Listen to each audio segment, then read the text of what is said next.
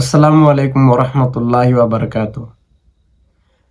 প্রিয় দর্শক, আজকে আমরা মুফতি নজরুল ইসলাম কাশিমের দুই এক কথা শুনবো আমরা। তো উনি নামাজ সম্পর্কে অনেক অসাধারণ আলোচনা করে, তো ওনার আলোচনা করে আমরা একটু শুনবো। আমি সবাইকে বলবো একটু ধৈর্য সহকারে যদি আলোচনাটা শুনতেন, তাহলে আপনাদের খুব ভালো হতো, কাজে লাগতো, আপনাদেরও কাজে লাগতো, আমারও কাজে লাগতো। তো ইনশাল্লাহ আসুন সবাই আমরা ওনার বয়ান শুনি। জাহান্নামে যাবে কি করে জাহান্নামে যাবে এটা আমার বুঝে আসে না। আমি তো কোথাও টোকায়া পাই না এই উম্মতে জাহান্নামে যাওয়ার সুযোগ, কোনো রাস্তা দেখি না যে এই উম্মত জাহান্নামে কি করে যাবে। সুবহানাল্লাহ, সুবহানাল্লাহ। কিন্তু তারপরও যাবে, এটাও সত্য। তারপরও তাহলে বোঝা গেল ওর মতো হতভাগা কেউ নাই। আল্লাহ, এই উম্মতে জাহান্নামে যাওয়ার কোনো সুযোগ নাই। আমি আপনাকে দেখাইতেছি, একদম আসসালাতু ইলা সালাতি কাফারা। যে 5 ওয়াক্ত নামাজ পড়ে সে বুকে হাত দিয়া বলতে পারে 24 ঘন্টার গুনাহ মাফ। কেন? হাদিস তো সত্য না মিথ্যা? এখন হুজুররা কইব সগীরা গুনাহ মাফ হয়ে যায়, তাহলে আপনি সগীরা গুনার দলে, আরেক দল হুজুররা আছে যারা বলে কবিরা গুনাহ মাফ হবে। আমি কবিরা গুনাহ আলাদের পক্ষে, নামাজে কবিরা গুনাহ মাফ হয়। কি নামাজে মাফ হয়? হয় না? যদি না হইতেন, আরে ইস্তেগফার লাগবে না মেয়ে, যদি না হইতেন তাহলে আল্লাহর রাসূল কেন ওসমান রাদিয়াল্লাহু তাআলা আনহুকে শীতের মৌসুমে বসন্তের সময় বাহিরে নিয়া গাছের ডাল নাড়া দিয়া সমস্ত পাতাগুলা ঝরায়া তারপরে কেন বললো আমার উম্মত যখন ফরজ নামাজ পড়ে গুনাহগুলা এইভাবে ঝরা যায়? ওইখানে কি বলছে নাকি বড় পাতা ছোট পাতা? ওইখানে তো পাতা একটাও ছিল না, ঠিক না? আল্লাহর রাসূল বুঝাইছে কোনো গুনাহই থাকবে না। নামাজ নিজেই ইস্তেগফার। আবার ইস্তেগফার কি? নামাজ নিজেই ইস্তেগফার, নামাজ নিজেই, নামাজ নিজেই জিকির। জিকির আছে কি? নামাজের চেয়ে বড়? আকিমিস সালাতা লিযিকরি। নামাজের চেয়ে বড় জিকির আবার কি? নামাজ নিজেই ইস্তেগফার, নামাজ নিজেই, নামাজ নিজেই সোয়াশের অ্যাকশন না খালি। আপনি নামাজ চিনেন?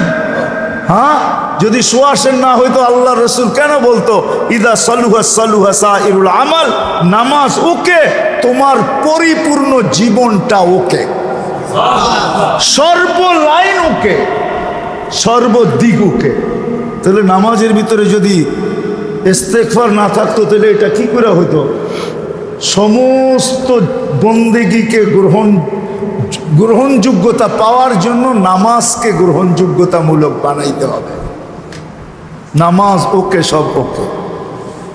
তো যেটা বুঝাইতেছিলাম পূর্ণতা, 24 ঘন্টা যে 5 ওয়াক্ত নামাজ পড়লো ওর তো সব গুনাহ মাফ, ও দুজকে যায় কি করে? আর তারপরেও যদি কিছু বেঁচে গেল তো বলতেছে আল জুমাতু ইলাল জুমাতি কাফারা। এক জুমার থেকে আরেক জুমায় পা দিবে, পুরা সপ্তাহটা মাফ, সপ্তাহটা।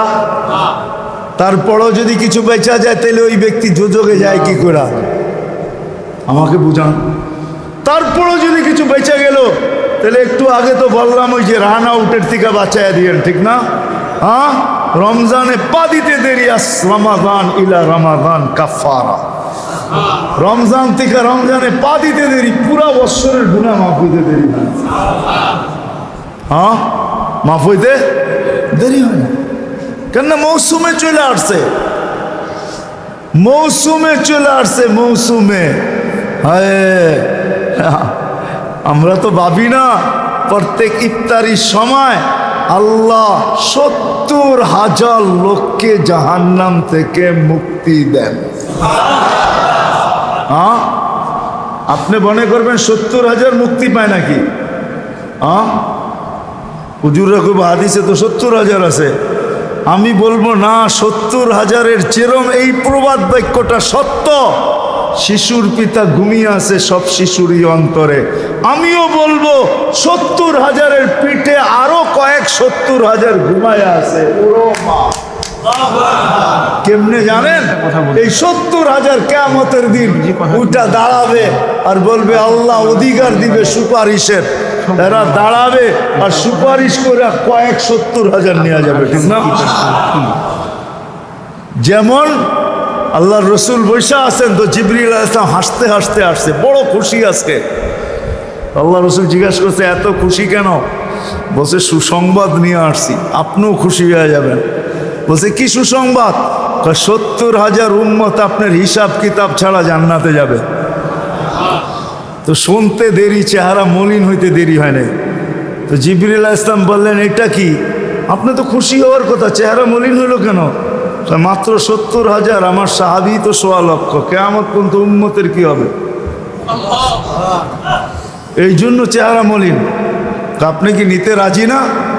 নিতে রাজি না এই কথা বলতেছি না, কিন্তু ভাবতে হবে এটা বলতে পারি। ভাইবা দেখি নিব কি নিব না। তো পাশে ওমর রাদিয়াল্লাহু তাআলা আনহু বসা, বলছে, ওমর নিব 70,000, বিনা হিসাব কিতাবে জান্নাতে যাবে। তো যেমন উস্তাদ তেমনই তো ছাত্র হয়, পীর যেমন মুরিদও তো এমনই হয়, ঠিক না? হ্যাঁ, কি বলেন? সঙ্গী ভালো হলে আমিও ভালো হব, এটাই তো সত্য। নাহলে কোরআন কেন বলবে কুনু মা'আস সাদিকিন? নেককারদের সাথে চলো, তুমিও নেক হয়ে যাবা, তুমিও নেক হয়ে যাবা। ভালোর লোকে চলো, ভালো হয়ে যাবা। প্রবাদ বাক্য এটাই সত্য। সৎ সঙ্গে স্বর্গবাস, অসৎ সঙ্গে সর্বনাশ, এটাই সত্য। সৎ সঙ্গে সর্বনাশ, সৎ সঙ্গে স্বর্গবাস, অসৎ সঙ্গে সর্বনাশ। তো বলছে, ওমর নিব? কয় না, 1.25 লক্ষ তো আমরাই, কিয়ামত পর্যন্ত মানুষের কি হবে? কি করবো? কয় ফেরত পাঠায় দেন, বলেন বাড়ায় নিয়ে আসতে। তো বলছে, মশওয়ারা হয়ে গেছে, নিতে পারি না, আল্লাহকে বলো বাড়ায় দিতে। আল্লাহ আল্লাহ, ঠিক না?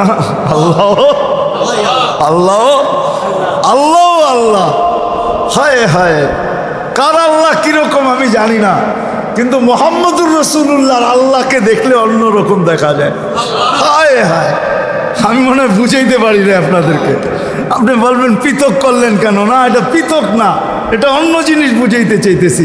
মুহাম্মদুর আম্মাজান নিজে বলছেন, আম্মাজান আয়েশা রাদিয়াল্লাহু তাআলা আনহা বলতেছেন, ইয়া রাসূলুল্লাহ, আপনার ইচ্ছায় আপনার আল্লাহ এত তাড়াতাড়ি করে কেন? বুখারীতে আছে, বুখারীতে। যারা বুখারী পড়ায় ওদেরকে জিজ্ঞেস করেন, আপনার আল্লাহ আপনার ইচ্ছায় এত তাড়াতাড়ি করে কেন?